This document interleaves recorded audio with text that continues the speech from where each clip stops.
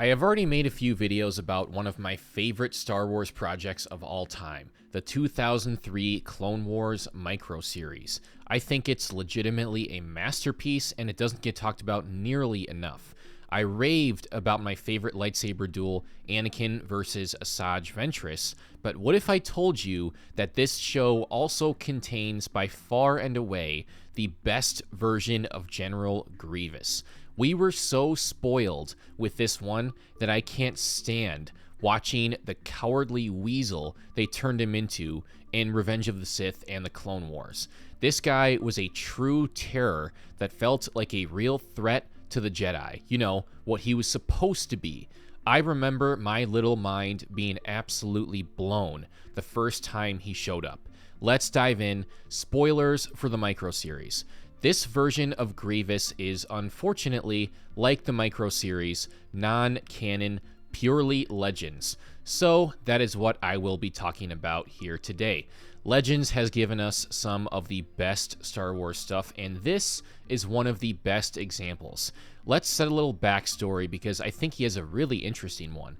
Prior to becoming a cyborg, Grievous was a decorated and respected Kaleesh warrior named Kimane Jai Shilal. I hope I said that right. I'm probably going to mispronounce several names throughout this video because I've only ever seen them written. He and his people were in the middle of a huge war against the Hukes, who were aided by the Jedi under false pretenses.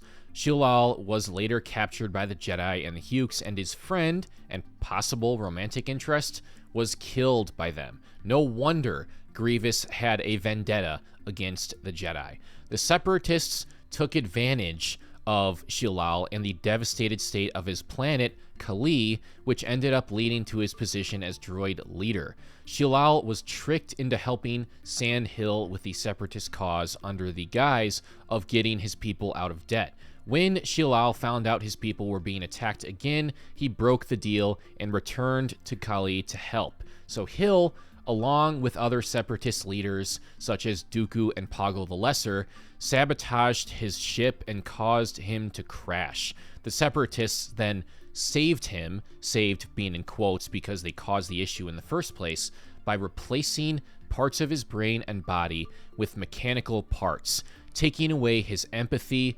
compassion, and humanity, fully transforming him into the ruthless killing machine we all know as General Grievous.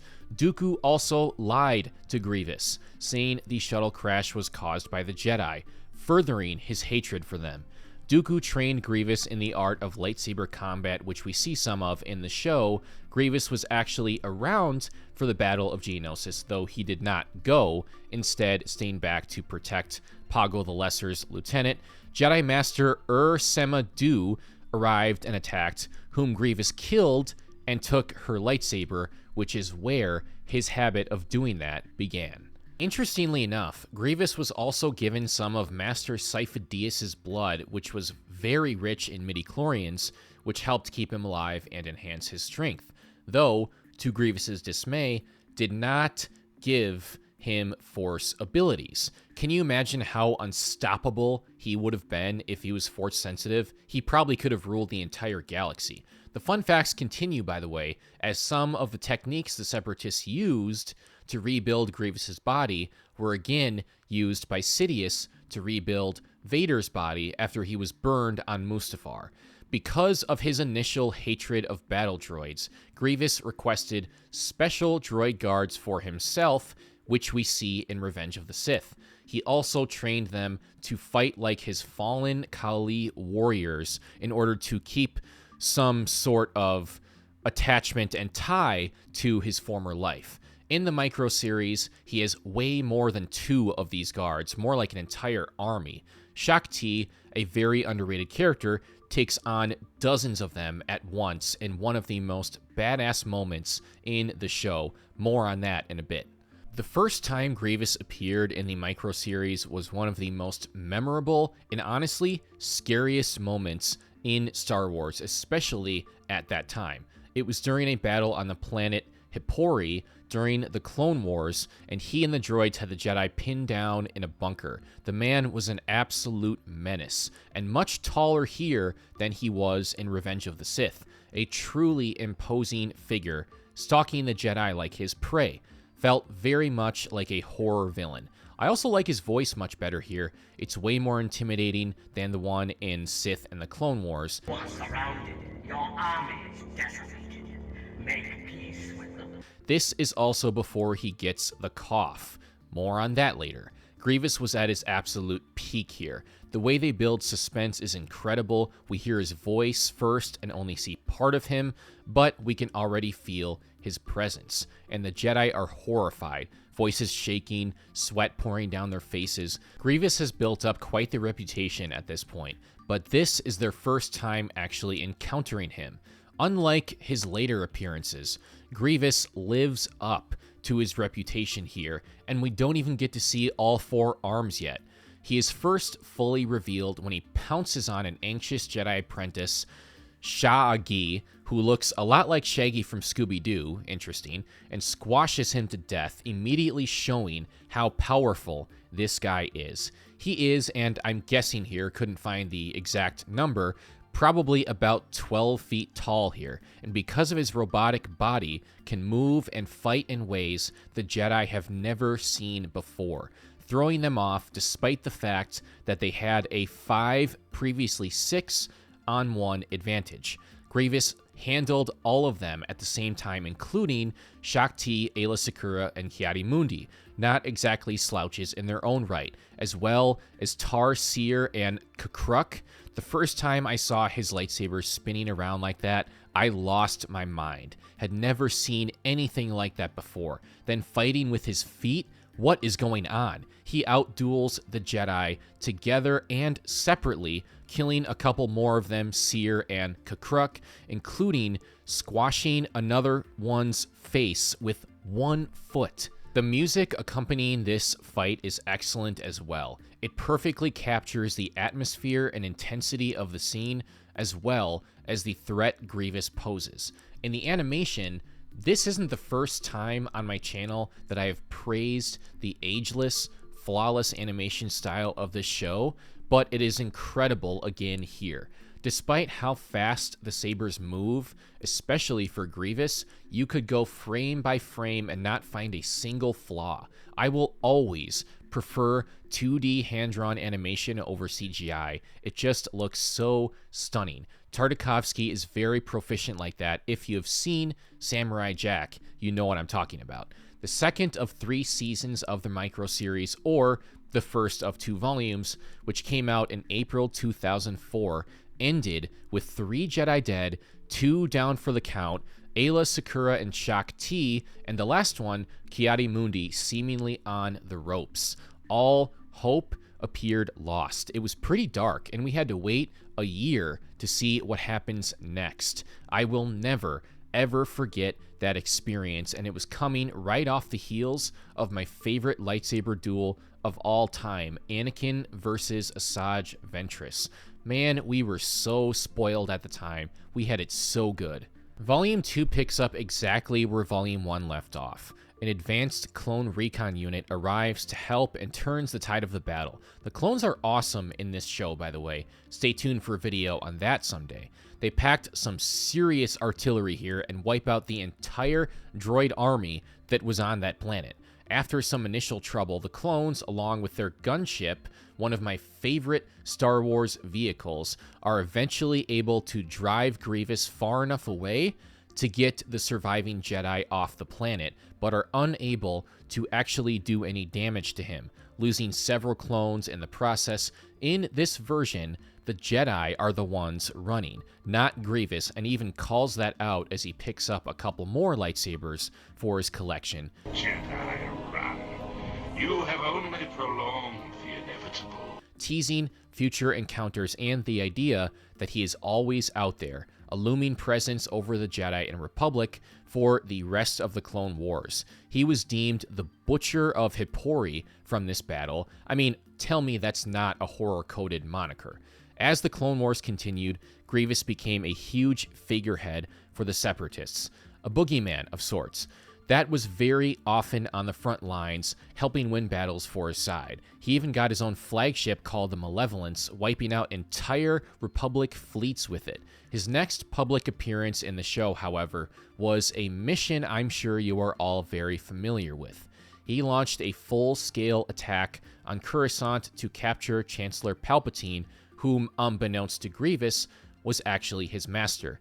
Intentionally or unintentionally, their interactions here are quite funny.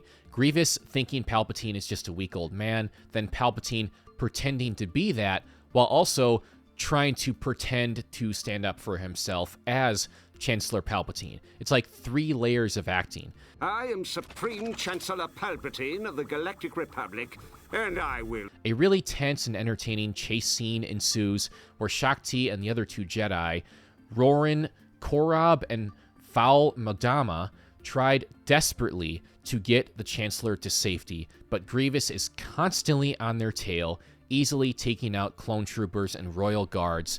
He is just like the Terminator, just keeps on coming. He is also extremely adaptable and resourceful. After being subdued and slowed down by Korob, one of the other Jedi, one with essentially a sonic throat ability, which is pretty awesome, the next time they encounter, Grievous curls up into a ball, crouches down, and is able to withstand the power in one of my favorite scenes in the show. I feel like I say that a lot, but man, this series is just packed with memorable moments. This was also our introduction to Grievous's aforementioned guards, posing a much more significant threat to the Jedi than the battle droids do. They were a little tricky for the Jedi to dispatch, even for Anakin and Obi-Wan in Revenge of the Sith. Shakti gives it her absolute all to protect the Chancellor, even, as previously mentioned, taking on an entire army of Grievous's guards. Gorgeous looking scene. Shakti is such a cool character and doesn't get talked about nearly enough. Might make a video about her at some point. As is the case with the whole show, the fight, choreography, and animation remain incredible. Great music again as well, very tense, and continues to ratchet up as the chase continues. When Grievous finally catches up to Palpatine and the other 2 Jedi, we get another fantastic-looking, incredibly intense, chill-inducing scene as he takes on those Jedi, with Palpatine fading into the background, secretly enjoying it. This is when we finally see Grievous's other 2 arms, and at the time, that was absolutely mind-blowing because we had no idea. We knew he was a beast and could fight in crazy, unprecedented ways, but we had no idea that he had 4 arms. I remember once again losing my mind when this happened and knowing it was game over for those 2 Jedi, Korob and Madama. He does kill them, which is unfortunate because despite the limited amount of time we had with them, I think the show did a great job getting you to like and care about them. We thought he was scary before. This was a whole new level. Shakti, sensing they were in trouble, then racing to rescue them, was tense as hell, and it was pretty sad when she didn't make it in time.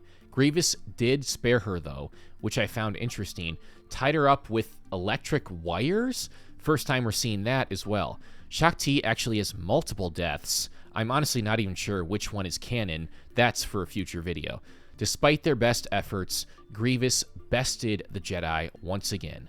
But even this version of Grievous is not entirely untouchable. He did get humbled a few times. Before the attack on the Capitol, we see him training with Dooku, and similar to Ventress, Grievous gets easily dismantled by the former Jedi Master turned Sith Lord.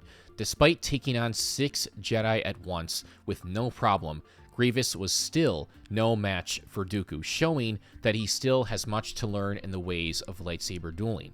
Dooku also drops some sage advice on the cyborg here, stating that if fear, surprise, and intimidation are not on his side, it would be best to retreat, foreshadowing future versions of the character and his future actions.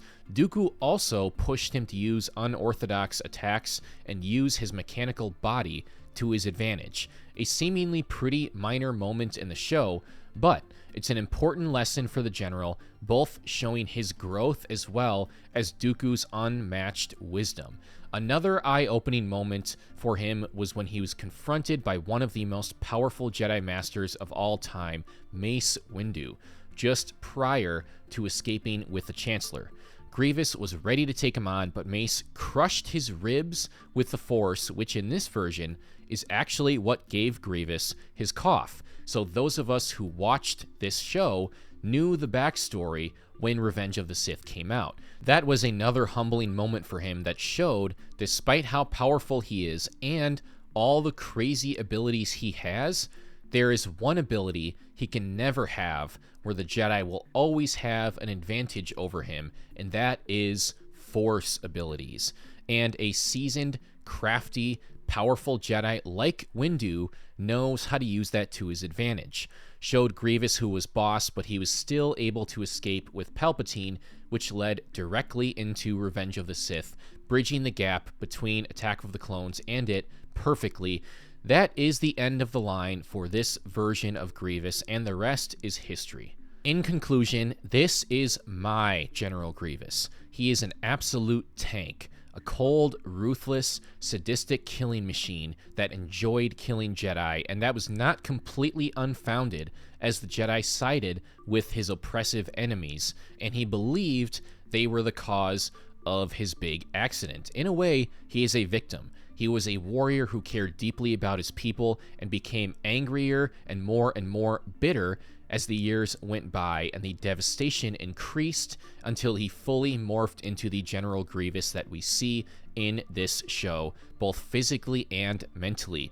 His hatred for the Jedi drives him, and he's an incredibly intimidating physical presence and a scary fighter, using unorthodox and unexpected tactics to gain advantage and throw his opponents off. And he can take on multiple worthy enemies at the same time. He built up quite the reputation and completely changed the tide of the war, escalating the tension. A very important piece in Palpatine's rise to power. He was such a beast, in fact, that they nerfed the hell out of him in future projects such as Revenge of the Sith and the Clone Wars. Don't get me wrong, those versions have their own merits, but we were absolutely spoiled with this 12-foot tall, terrifying monster that I can't help but be a bit disappointed when he turns into a 7-foot tall coward. He may have gotten more character work in the Clone Wars, and I will give them credit for that, but I honestly like him better without all of that. I prefer him to be more of this mysterious, unstoppable force like he was here, and that intimidation factor completely went away in the Clone Wars. I also like that he remained mysterious going into Revenge of the Sith.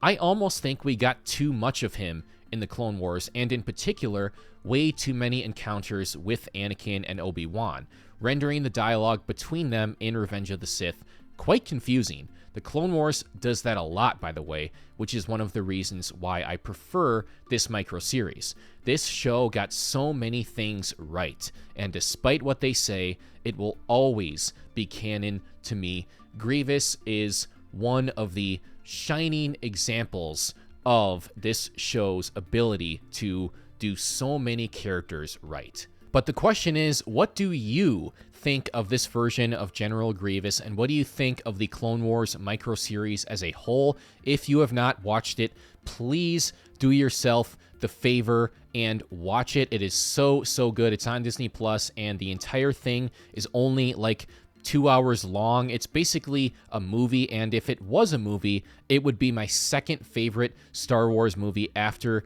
The Empire Strikes Back. That is how much I love it, and General Grievous is just one of the many examples of the things that the show does so well. I've already done a few videos about it. I plan on doing several more, so stay tuned for that. Hit the like button if you enjoyed this video. Likes are super important for helping me grow my YouTube channel. Drop a comment below with your thoughts on this version of General Grievous and the Clone Wars micro series as a whole. Subscribe and hit the notification bell to get notified when I post future videos and to stay updated with all of my future Star Wars content. Check my Patreon for additional benefits. Stay tuned. I will see you soon, and may the Force be with you.